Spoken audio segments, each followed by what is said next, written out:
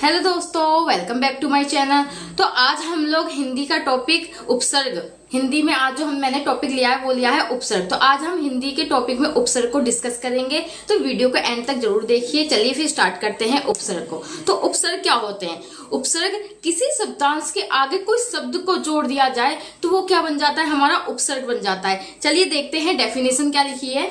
Start करते हैं। उपसर्ग कि जो शब्दांश शब्द के आदि में जुड़कर उनके अर्थ में कुछ विशेषता लाते हैं, कोई विशेषता ला देते हैं, उसको क्या बोलते हैं? उपसर्ग कहते हैं।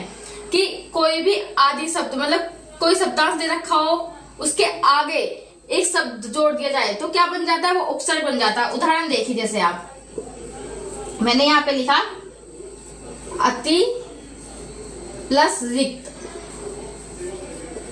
तो क्या बन गया ये हमारा अतिरिक्त।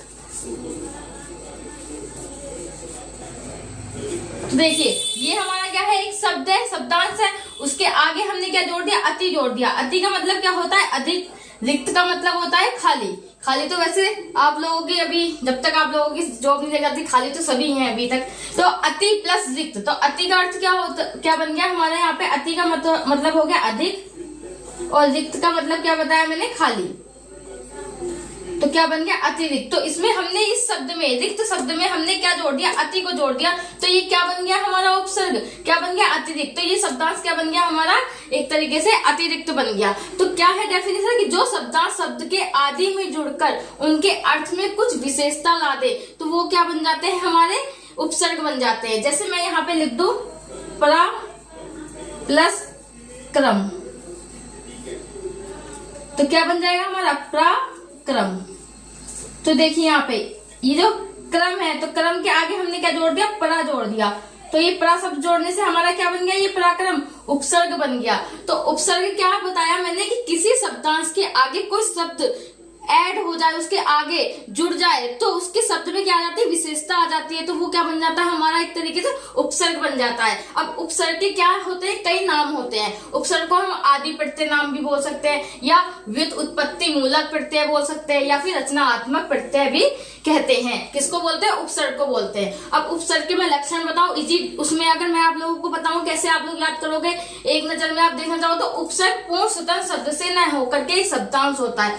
उपसर्ग जो है वो एक पूर्ण स्वतंत्र शब्द ना हो करके क्या होता है? एक शब्दांश होता है। एक शब्दांश होगा, वही क्या होगा हमारा? एक तरीके से उपसर्ग होगा।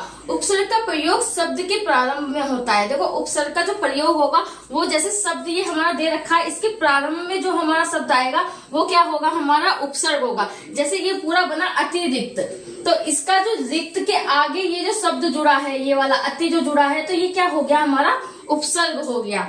नेक्स्ट पॉइंट क्या है? कि उपसर्ग शब्द के अर्थ में विशिष्टता ला देता है। एक तरीके से क्या ला देता है? विशेषता बता देता है। भाई अर्थ में उसके क्या हो जाता है? परिवर्तन हो जाता है। एक तरीके से विशेषता बता देता है, तो वो क्या होता है? हमारा उपसर्ग होता है। उपसर्ग का प्रयोग वाक्य में स्वतंत्र रूप से नहीं होता। भाई उपसर्ग का जो प्रयोग है वो वाक्य में क्या होता है? स्वतंत्र रूप से नहीं होता है। भाई कोई ना कोई शब्द उसमें ऐड हो करके तभी वो क्या बनता है? हमारा उपसर्ग बनता है। अब ये जो है ये उपसर्ग के आप भेद कह दो, प्रकार कह दो। देखो ये एग्जाम में इतना नहीं पूछते हैं, ना उसके भेद पूछेंगे ना उसके प्रकार पूछेंगे। लेकिन मैं अगर आपको बताऊं तो क्या होता है? एक तो संस्कृत में उपसर्ग होते हैं, हिंदी के उपसर्ग होते हैं, उर्दू अरबी फारसी में उपसर्ग होते हैं, अंग्रेजी के उपसर्ग होते हैं, और संस्कृत के अव्यय उपसर्ग होते हैं। अब आगे मैंने उपसर्ग के स्लाइड बनाई हुई है, वो स्लाइड एक बार आप देख लोगे, वो ही आपकी इंपोर्टेंट है। उससे आपके कितनी बार क्वेश्चन बने हुए हैं। तो चलिए फिर आगे देखते हैं इसके इंपोर्टेंट स्लाइड पर चलते हैं।